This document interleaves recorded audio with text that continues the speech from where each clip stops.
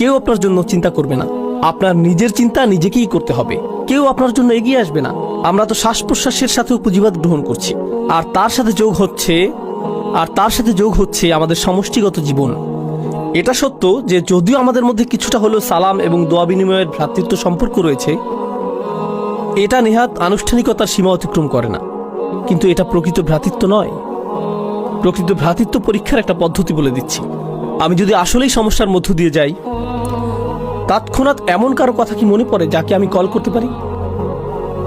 কাকে কল করার কথা তাৎক্ষণিক আমার মনে পড়ে? মসজিদের ভাইদের কথা কি মনে পড়ে? যাদের সাথে আমি চলি তাদের কথা কি মনে পড়ে? কার কথা মনে পড়ে? আপনি যদি সেরকম কাউকে পান, তাহলে আপনার জীবনে কিছুটা ভ্রাতৃত্ব রয়েছে।